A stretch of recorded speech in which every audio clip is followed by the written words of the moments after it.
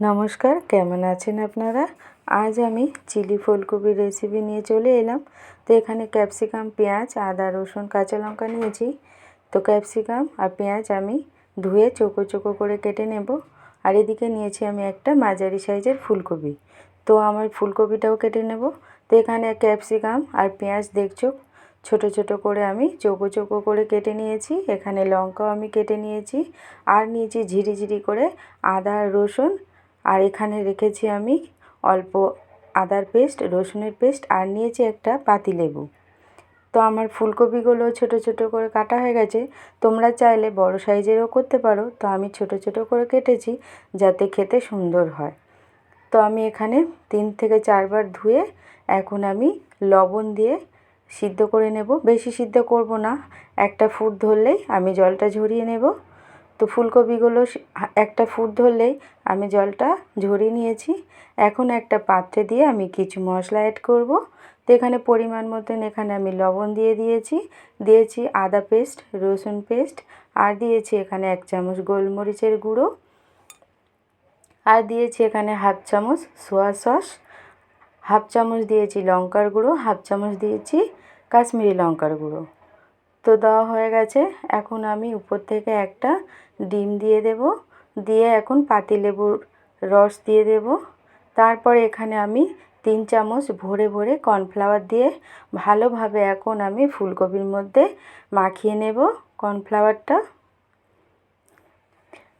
তো সুন্দরভাবে আমার মাখানো রেডি। দেখতে পাচ্ছ কত সুন্দর কোট হয়েছে কর্নফ্লাওয়ারের। এখন আমি ফুলকপিগুলো ভেজে নেব। তার জন্য আমি কড়াতে তেল দিয়েছি। আমি কিন্তু এটা সর্ষের তেলে করছি না।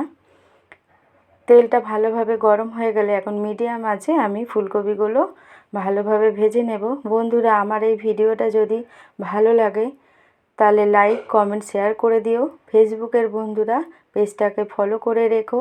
আর ইউটিউবের বন্ধুরা সাবস্ক্রাইব করে পাশে থেকো। আর নতুন নতুন যখনই তোমাদের ভিডিও ছাড়বো তোমাদের সামনে চলে আসবে। প্লিজ বন্ধুরা পাশে থেকো, লাইক, কমেন্ট, শেয়ার করে। তো ফুলকপিগুলো একে একে ভেজে নিয়েছি সব। কত সুন্দর ভাজা হয়েছে দেখতে পাচ্ছ। এখন আমি একটা পাত্রে 1 চামচ কর্নফ্লাওয়ার নিয়ে জল দিয়ে এখন কর্নফ্লাওয়ারটা আমি গুলে রাখবো। এটা আমার চিলি ফুলকপিতে লাগবে, তার জন্য আমি রেডি করে নিচ্ছি। 1 চামচ সোয়া সস নিলাম, 3 চামচ টমেটো সস নেব, আর নিয়েছি এখানে আমি 3 চামচ চিলি সস। তো এখন সব আমি মাখিয়ে নেব। এখন 1/2 চামচ আমি এখানে চিনিও অ্যাড করলাম, আর দিয়েছি এখানে আমি 1/2 চামচ কাশ্মীরি লঙ্কার গুঁড়ো, তাহলে কালারটাও সুন্দর আসবে। তো আমার মনে হলো আর একটু সোয়া সস লাগবে, তার জন্য আরও 1/2 চামচ আমি দিয়ে দিলাম। দিয়ে সুন্দরভাবে এখন সসটা আমি মাখিয়ে নেব। তো এখন আমি রান্নাটা করে নেব। তো কড়াতে তেল ছিল, সেই তেলে আমি রান্নাটা সারবো। তো এখন আমি রসুন কুচিটা দিয়ে দিলাম, তারপরে আদাও দিয়ে দিলাম।